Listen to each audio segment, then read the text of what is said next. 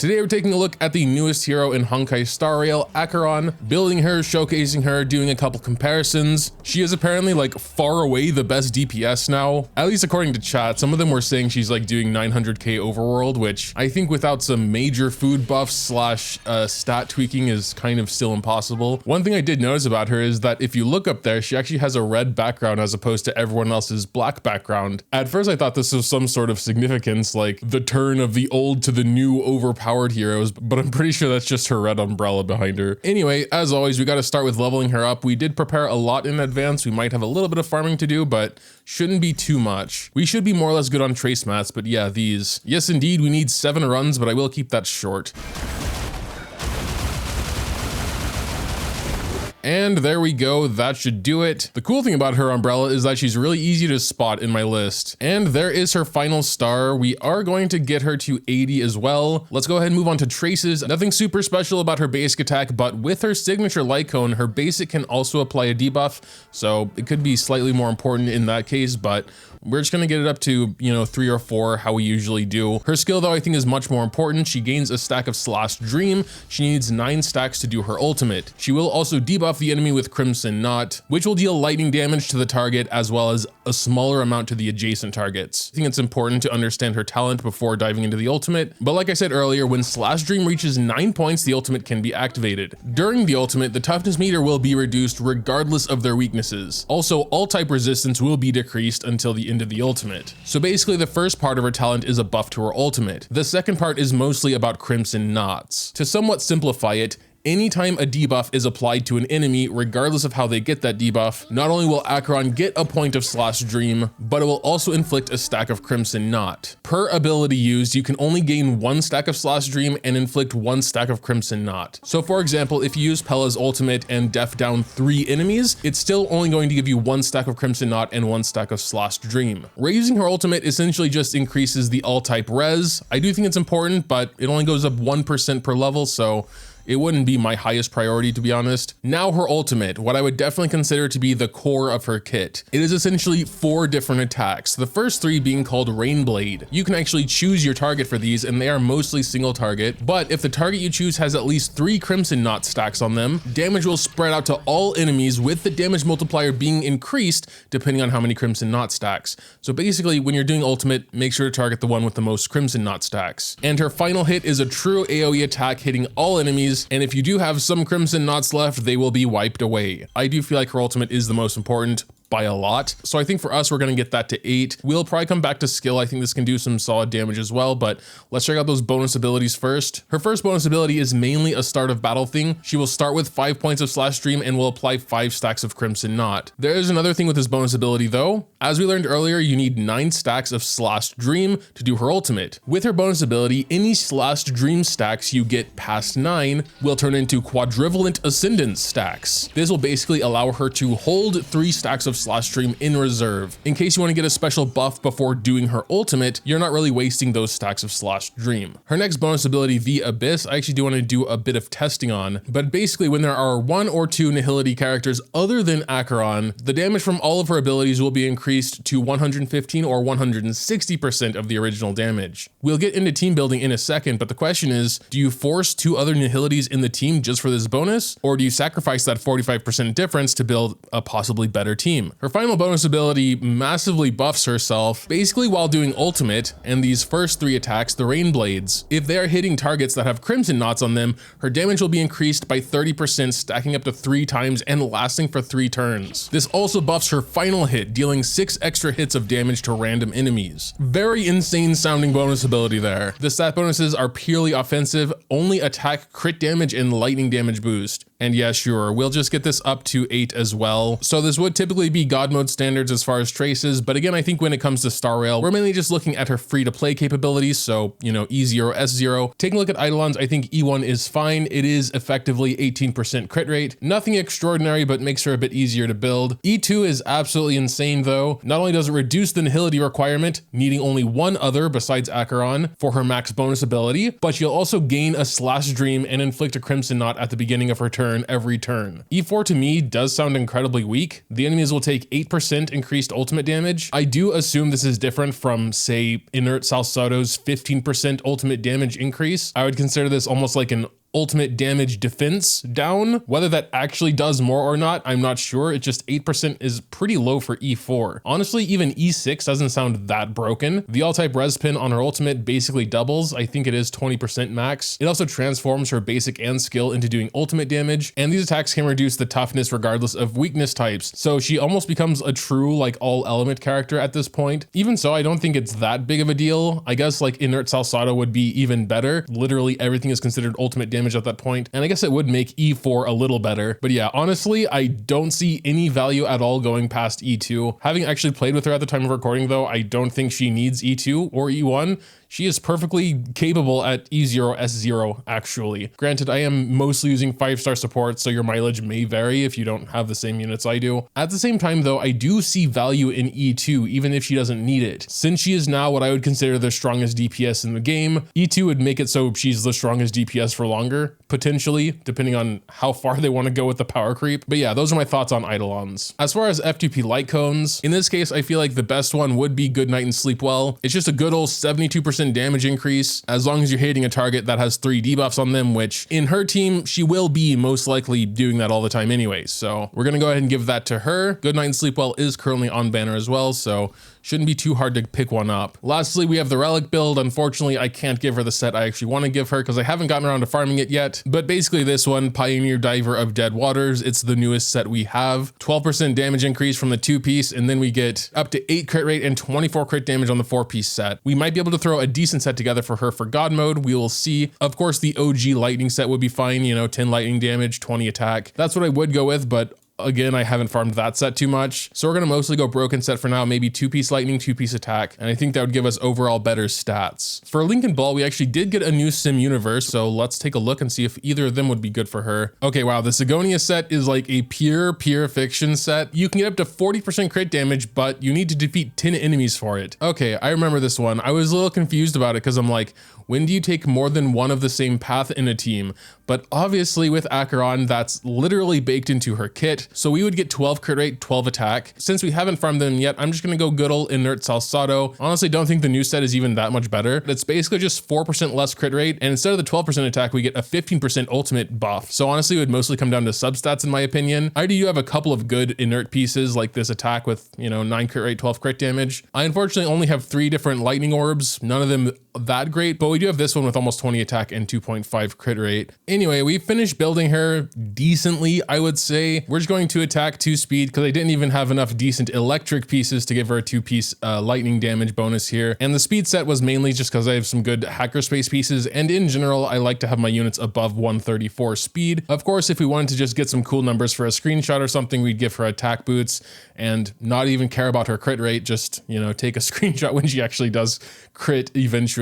But that's never really been the goal. I just wanted to build a good solid Acheron that can be used in all content, and 61 is already on the low side, I would say, but I couldn't really do much else trying to balance all the stats she needs. I mean, she is essentially a normal DPS. I think we're going to start the showcase just warming up with some good old Cavern of Corrosion, just to kind of get an idea about what she's doing, and this will give us a good chance to talk about team as well. Silverwolf, I think, is going to be an insanely good character for her. Not only is she also Nihility, so, you know, for that bonus ability, but also just a good unit in general, applying weaknesses that aren't on the enemy, big def down, and consistent debuffs. I've also heard Gallagher is a very good support for her. He'd be a good healer in this team because he also provides debuffs and can just continually give her those stacks she needs to do ultimate. We might raise him in between now and God mode Acheron, so we actually can use him. I do want to do a couple of runs maxing out her bonus ability, so with one other Nihility. Like, we could go Pella, but I feel like Pella and Silverwolf together are a little redundant, and most of the other Nihilities are just kind of dot characters, so I guess we will try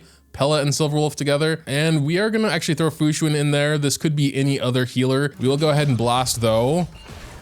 All right, she only needs one more now. I guess sure, just to see kind of unbuffed damage here. We're gonna attack the dude with 7 crimson stacks, of course.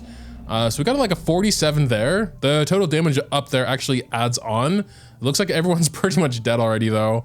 So this guy is the one with 3 stacks now. So there we go. We got a 176 and then 321.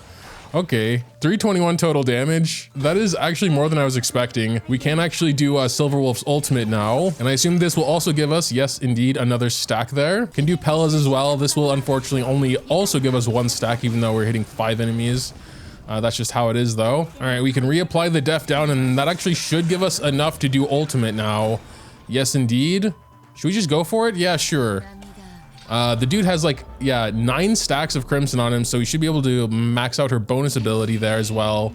72 now, 146, and then, yeah, Jesus Christ, 410. I was getting some chatters saying they were doing like a total of 900k in Overworld, but I'm almost certain that was like food buffs, you know, building her purely crit damage and just waiting until she crits. Blah, blah, blah. Because I know mine's not built insanely well, especially because we don't have this set yet. But 900k is very sus unless you're, again, specifically building them for damage per screenshot. But yeah, I mean, still incredibly impressive. Like, I really don't do this damage with any of my characters, and she's still rocking a free-to-play cone, which is crazy. I'm gonna try this run again, and then we're gonna replace Pella with Ron May, which will also probably slow down our ultimate generation, but I wanna see if the trade-off is worth it. So let's just look at this first ultimate, I guess, first of all. It doesn't really matter in this case. We're just going to attack them. They should all be dead, really.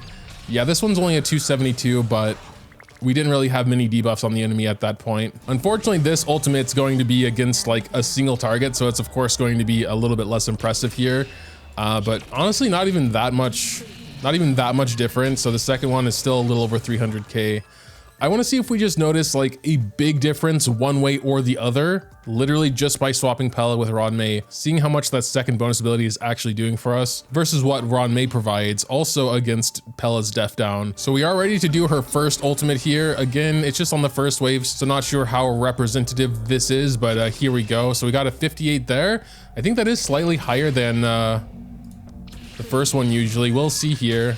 Oh my god, okay, there was a 400k on first ultimate. Actually might be worth it, but definitely some more testing is required here. I shouldn't say this on the raising video, but just getting her to E2 would make everything so much nicer. Then you literally don't need more than one other nihility. All right, so we can go ahead and do her ultimate again. We just did Ron May's ultimate. We do have 4 enemies here now, so it might be a little bit more just in general, but again, these first slashes are mostly single target anyway. But yeah, I mean, I think last time we got like a 70k there. Okay, now we're at 130 though. Okay, 429. It's really not that much different from the first ultimate we used. This time we're gonna do her ultimate without Ron May ultimate, and yeah, you can see that there's a lot less damage here. Yeah, 211 as opposed to, I think it was almost 400 on her first one. This should be pretty decent. I mean, we do have the max. Ooh, God, we're getting 87 on the first strike there now. 182. 232, 248, 452. Jesus, that is stupid levels of damage. I do not see those numbers with anyone. So while the damage is certainly higher in that team, it did feel like Acheron's ultimate was a little slower because we really only had 2 debuffers. I also kind of want to try more of a dot team here with like Kafka and Black Swan. There should be lots of debuffs in this team. We should be able to get Acheron's ultimate much more quickly, and I probably would replace Fushun with Gallagher once he's raised, but for now, I think we're just going to stick with Fushun. This team is kind of potentially more skill hungry than any other so far, so got to be a little careful.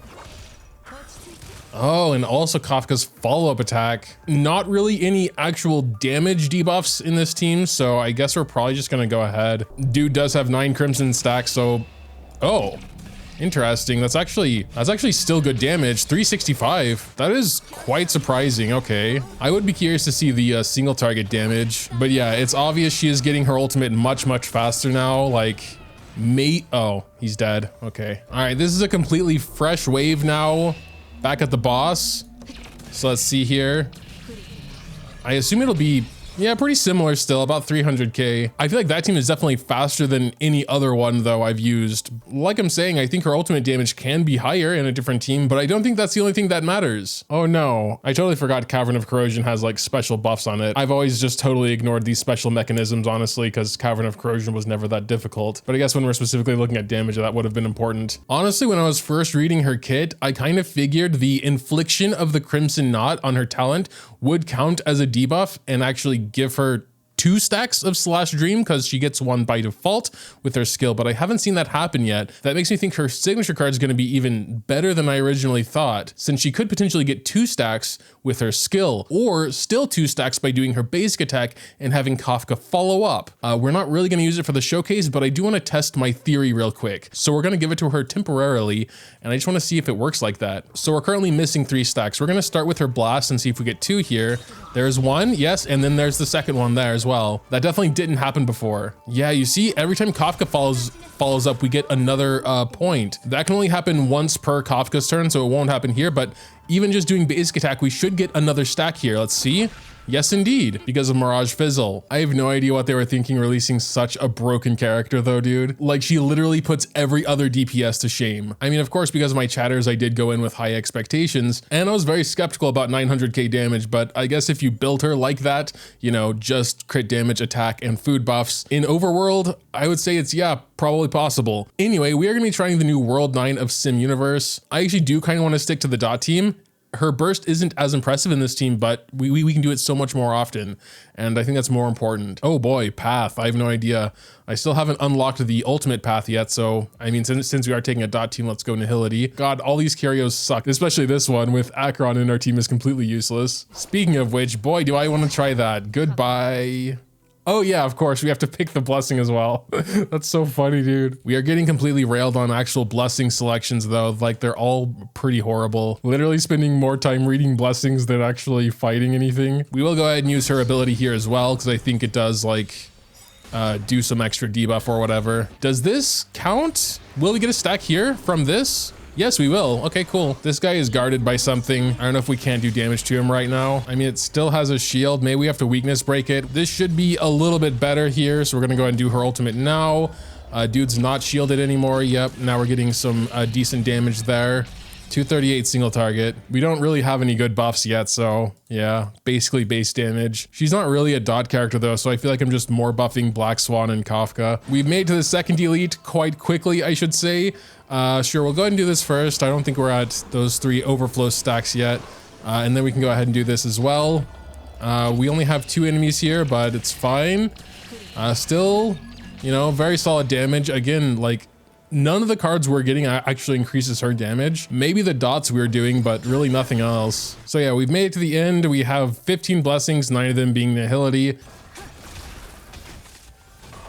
Oh yeah, all the Arcanas just exploded for like 400k, and he's going into his second phase. Okay, now we have to decide 2 units to die. Fushuan, I think, will definitely have to be one of them. I need the AoE of the others, and I guess probably Kafka, yeah. Now that he's locked those 2, I guess I'm gonna try bursting. I don't know if that's actually gonna work. Oh yeah, look, it does take a tick off of each. Cool, cool. Okay, it didn't that time. I'm not sure how it works exactly, but only 1 tick got removed. Maybe once all the dots trigger, that will be enough. We'll see, I guess. That seemed to work out fine. I mean, all the Nihility buffs are still helpful for Acheron because she's getting her ultimate like almost twice per turn in some cases. Because anytime anyone does anything, there's like some kind of dot happening and she gets a stack. Oh, he's doing this again? I think we can just probably kill him, but just in case we can't, oh, whoops.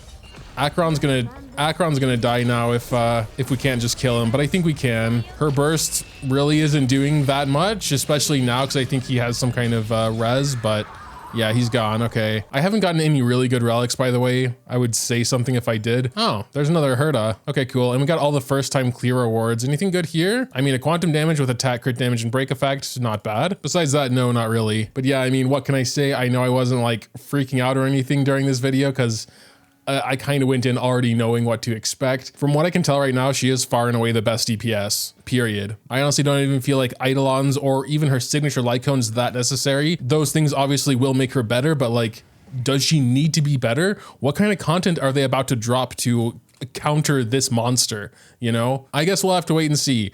If you want a strong DPS, get her. Even outside of an optimal team with like maybe even no other Nihility characters, she's still insane. As long as those non-Nihility characters can also debuff. Like Gallagher being in abundance can debuff, which I do want to get around to raising. Like, I really don't even feel like I built her that well, and you know, the team is not even optimal, and she's still doing like 200 to 400k per burst. and still like 250k on a single target. That's stupid. That's stupid. My poor Imbibitor. Where are you? She overshadows every DPS. And then her ability to one-shot everything besides the elites without even entering battle. It's like, she is almost an April Fool's character. I might actually try to get her to E2 because it feels like the only worthwhile investment anymore, you know? Anyway, I don't think there's other ways I can say she's overpowered in any other way, so I'm going to leave it there. Let me know what you think, though, about her in the comments down below. Dropping a like or subscribing to the channel if you enjoyed is always greatly appreciated as well. Thanks, as always, for watching, and until next time.